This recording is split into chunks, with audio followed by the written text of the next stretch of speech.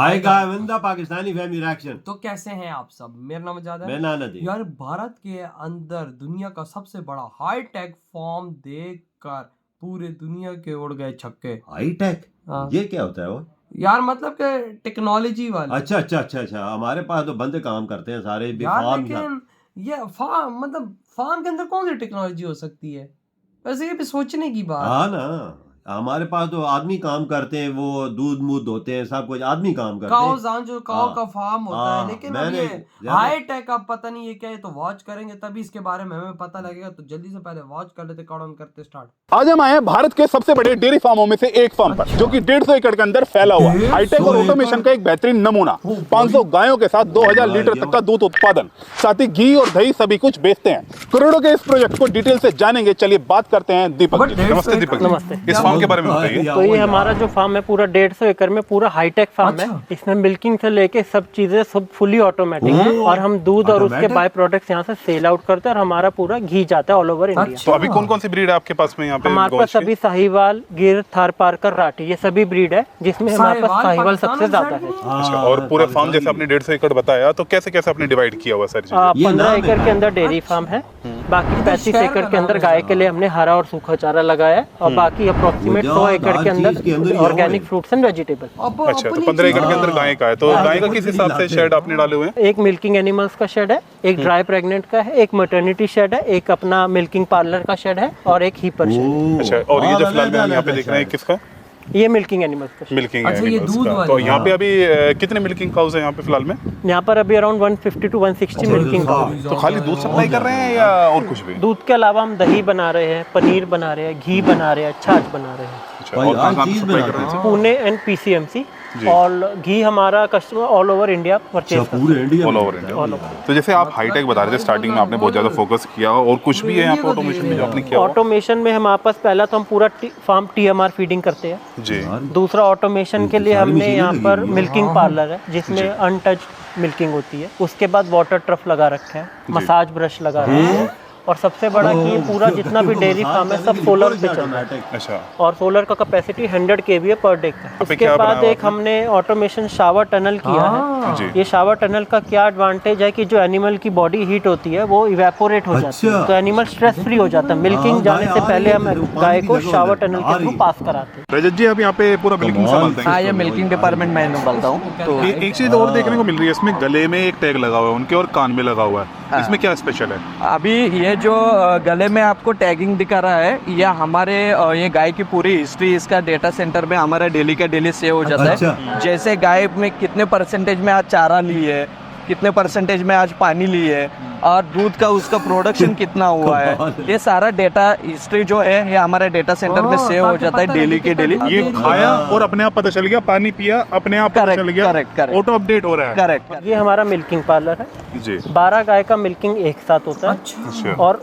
सभी पूरा का पूरा जो मिल्किंग है वो सब मशीनों से होता है। सिर्फ आदमी का जो काम है सिर्फ वो मशीन लगाने का है थनों को। अच्छा। उसके बाद सारा काम मशीन करती है। कब दूध खत्म हो रहा है उसी उसके अकॉर्डिंग प्रेशर सेंस करके मशीन डिटैच हो जाती है। पानी के मामले में हमने ऑटोमेशन कर दिया, क्लाइमेट कंट्रोल के मामले में हमने सब ऑटोमेट किया हुआ है, टीएमआर फीडिंग हमने ऑटोमेट। तो जितना ज़्यादा ह्यूमन इंटरवेंशन कम रहेगा उतना ज़्यादा अच्छा है। तो मिल्किंग कितने टाइम करते हैं? मिल्किंग हम दिन में 2 बार करते हैं, सुबह 4 बजे, शाम को 4 बजे। शाम को 4 बजे, और फिर मिल्किंग होके वापस ये एनिमल अपनी जगह पे खड़ा हो जाता है। तो आगे भी है, आगे ये मैटरनिटी शेड, इसमें क्या होता है? मैटरनिटी शेड में जब गाय बच्चा देती है तो 10 दिन तक उसका जो एनर्जी लॉस होता है, तो हम उसको अच्छी डाइट, एक्स्ट्रा अच्छी high protein high energy diet देके 10 दिन गाय को हम यहाँ पर रखते हैं, जब तक वो पूरी रिकवर नहीं हो जाती डिलीवरी स्ट्रेस से। मिल्किंग पार्लर से बाद में क्या होता है? मिल्किंग पार्लर से दूध जाता है बीएमसी में। वहाँ पर दूध रूम टेम्परेचर का जो दूध होता है वो 4 डिग्री पे चिल आउट होता है। उसके बाद चिल होने के बाद वो हम उसको पास्चराइज करते हैं, जिसमें हम उसको 80 डिग्री पे इंस्टेंट हीट करते हैं और 4 डिग्री पे इंस्टेंट कूल डाउन करते हैं। उसके बाद सीधा हम पैकिंग मशीन से गेबल टॉप पैकिंग में हम 1 लीटर की पैकिंग में दूध को पैक कर लेते हैं। गेबल टॉप क्या होता है? गेबल टॉप को 4 लेयर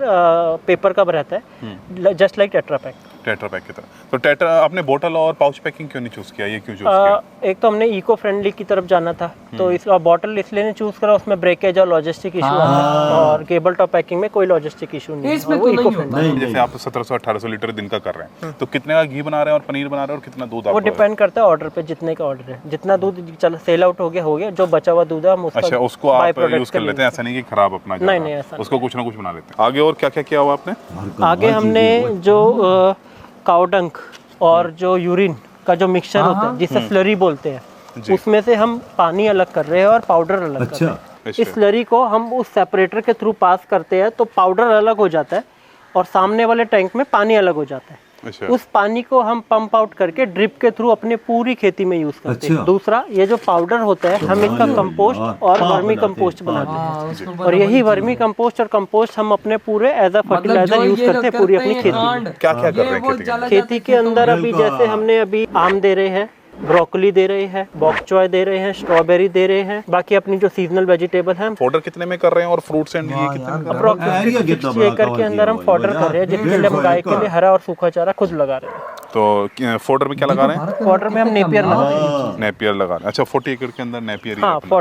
40 to 50 एकड़ के अंदर नेपियर एंड ड्राई फॉडर दोनों चीज मिक्स करके लगा। तो यहाँ पे क्या क्या डाला हुआ है सर फार्म और वेजीज में? तो हमने यहाँ पर जैसे आप देखेंगे ब्रोकली लगाई हुई है, और फिर हमने स्ट्रॉबेरी लगाई है, ऑर्गेनिक केमिकल फ्री स्ट्रॉबेरी है, बिल्कुल केमिकल इस पे कुछ भी नहीं है, सिर्फ गौमूत्र और कंपोस्ट जो कि हम खुद ही बनाते हैं। यहाँ पर हमने कोकोनट लगाया है, पपई लगाया हुआ है, इसके बाद वहाँ सैलेड पत्ते लगाए हैं, कैबेज लगाई है। तो टोटल कितने एरिया के अंदर में ये सारी चीजें? लगभग 100 एकड़ के अंदर हमने ऑर्गेनिक वेजिटेबल और फ्रूट्स का पूरा लगाया हुआ है। तो जैसा कि मैंने आपको पहले बताया था कि हम गौमूत्र और जीवामृत भी बना रहे हैं। जीवामृत बनाने के लिए हम इसमें बेसन, गुड़, गोबर और गौमूत्र डालते हैं। जब फाइनल प्रोडक्ट तैयार हो जाता है इसमें, तो हम इसको ड्रिप के थ्रू पूरी खेती में हम इसको सप्लाई करते हैं। तो पूरी खेती में जैसे इतना बड़ा आपका फार्म है, तो मैनुअली कर रहे हैं, कैसे कर रहे हैं? नहीं, सब ऑटोमेशन है। इतने बड़े फार्म के अंदर मैनुअली पानी देना पॉसिबल नहीं है, तो हमने इसमें ऑटोमेशन ऐसा किया है कि मोबाइल से हम मोटर को और पंप को कंट्रोल करते हैं। ऑन ऑफ हम मोबाइल से करते हैं, और जिस प्लॉट के अंदर पानी हमें पहुंचाना है वहाँ पर हम सब मोबाइल का यूज करके सारा हम पूरा ऑटोमेशन कंट्रोल। अच्छा, आपने अलग अलग सेक्टर्स डिवाइड किए होंगे कि किसमें क्या पानी देना है, कब पानी देना है। हाँ जी, हाँ जी। और वो आप अपना बैठा कंट्रोल कर सकते हैं। हाँ जी। और ये पानी का अगर हम बात करें तो पानी यहाँ पे किस तरीके से आता है? आपने बोरवेल किए हुए हैं? नहीं, इंद्रायणी नदी है, हम वहाँ से लिफ्ट करते हैं। वहाँ से लिफ्ट करते हैं। कितनी दूर है? नदी यहाँ से 500 मीटर पे है। 500 मीटर दूर से वहाँ से आ जाता है। वहाँ से आता है। तो यहाँ पे चारा रखा हुआ आपने? यहाँ पर चारा रखा। किस तरीके से रखा हुआ? इस तरीके से कि हम जो दाना, जैसे कैटल फीड बोलते हैं, वो हम खुद बनाते हैं। हमारा मशीन है वहाँ पे। दाने का जितना भी सारा रॉ मटेरियल है, वो हम साल भर के कंजम्पशन के लिए जो दाना बनता है, उसका सारा रॉ मटेरियल हम इस शेड में रख सकते हैं। गाय को चारा कभी भी खत्म ना हो, तो इसलिए हम साल भर का 500 एनिमल का चारा हम यहाँ पर स्टोर कर सकते हैं। और अगर हम बात करें कितने बार में देते हैं आप चारा? हम सुबह 4 बजे देते हैं, शाम को 4 बजे, जब जिस टाइम पे गाय दूध के लिए जाते हैं तब उनका फीडिंग होता है। जब उनका फीडिंग। और दूसरे वालों का भी सेम ही टाइम? Same time. तो चारे के अंदर क्या क्या आप दे रहे हैं? गेहूं भूसा देते हैं ड्राई फॉडर में जी। कड़बा कुट्टी, ज्वार की कुट्टी देती है जी। जब ज्वार सूख गई, हमने उस खेत से लाके एक तरफ स्टोर कर दी, उसके बाद हम यहाँ पे ले आते हैं जी। उसके बाद हम इसमें दाना डालते हैं।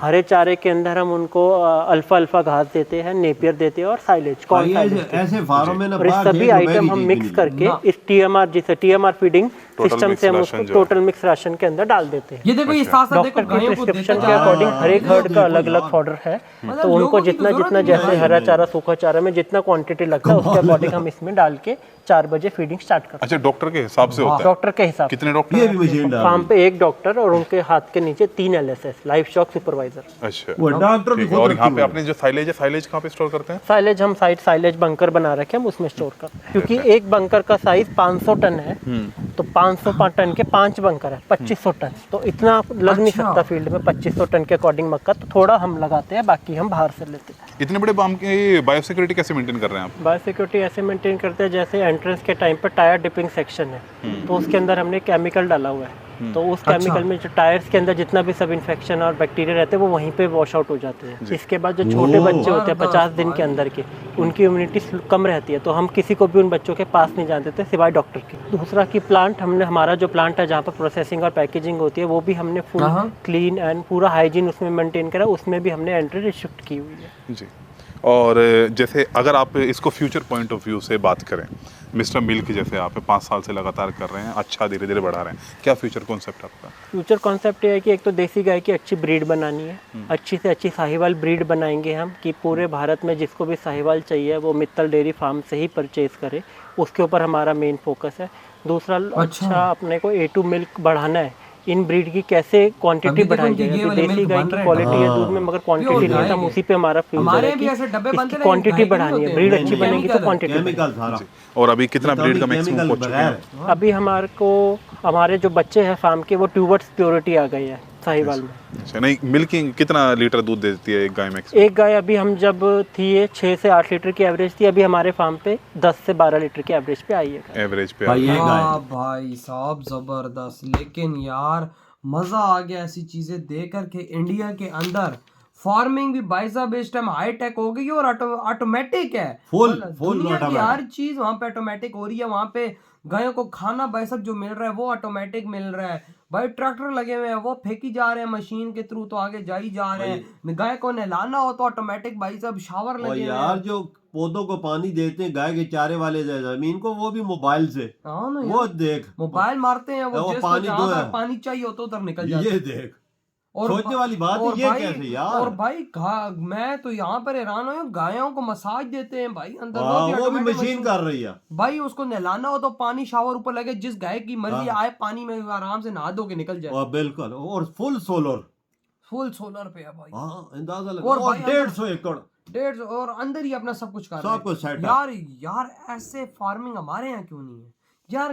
क्या ये इंडिया की कामयाबी का राज तो नहीं है? क्या इस तरह के हाईटेक फार्मिंग की वजह से आज इंडिया इस दुनिया के अंदर टॉप मिल्क प्रोड्यूसर है? बिल्कुल वजह इसी से लोग करोड़ों रुपए कमा रहे हैं, इसी वजह से। करोड़ों बिलियंस की बात करें यार, इस टाइम इंडिया मिल्क प्रोड्यूसर में टॉप पे आ रहा है। बिल्कुल, पूरी दुनिया में पहले नंबर पे दूध के मामले में यार। मैं तभी ये देख रहा हूँ कि वहाँ पर फार्मिंग इतनी हाईटेक हो गई है ना, हर चीज अंदर लगी है, मशीन लगी है, दूध मान रहा है। यहाँ के तबेलों में जाते हैं, अब हम लोग तो तबेले ही बोलेंगे क्योंकि उधर ही दूध कितना गंदा होता है। बिल्कुल ना गाय का ख्याल रखते हैं, नहीं। ना भाई साहब कहीं किसी और का, वो गोबर नीचे पड़े होते हैं। इधर देख कितना साफ। वही ना, मैं एक दफा अंदर घुसा तो मुझे उल्टी आ गई थी, इतनी गंदी वो बू होती है, सफाई जो ना हो। लेकिन यहाँ पर देखो आपको एक जगह पे भी गोबर नजर नहीं आया। एक बिल्कुल साफ सुथरा नजर नहीं आया हमें। वाकया वजह हाई टैक है यार, सारा अंदर डिजिटल।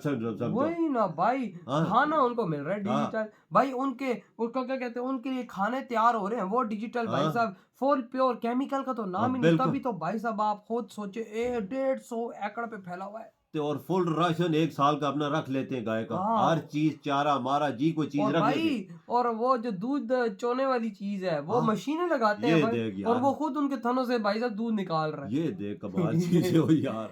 हमारे पास तो वो बंदे होते हैं, चोते हैं ना गाय का। अबे मशीनें दूध निकालते हैं, आपको पता मशीन काम जल्दी करती है। इधर भी भाई साहब टाइम की बचत। तो हाई टैक नहीं है, फिर मानना पड़ेगा भाई इसको भाई। ऐसी चीज जो हम लोग पहली दफा सुन रहे हैं। और दूध ये एडवांटेज इनको ये होता है ना कि ये सारा रकबा घास माँ सब कुछ उगता है, बाहर से चीज को नहीं लानी पड़ती और सारा प्रॉफिट होता है। वही ना, तभी तो आज इंडिया दुनिया में लीड कर रहा है। क्यों आज सबसे ज्यादा दुनिया इंडिया में प्रॉफिट कमा रहा है? इन्हीं वजह से। बिल्कुल, ये देखो दूध भी साथ निकालते हैं और मक्खन भी बाजार में, घी भी। और भाई क्या कमाल के डब्बों में पैकेजिंग हो रही है, और वो भी प्योर गाय का। हमारे डब्बों की डब्बे मिलते हैं दूध के, लेकिन वो प्योर केमिकल, इसमें मिलावट वाला नाम और निशान तक भाई ना। तो यार आपकी क्या थॉट है इस बारे में भाई? कैसा लगा आपको हाईटेक फार्मिंग, जिसके अंदर भाई साहब डॉक्टर भी है, जिसके अंदर भाई साहब हर टाइम गाय की केयर भी होती है? इधर वीडियो खत्म करते हैं तो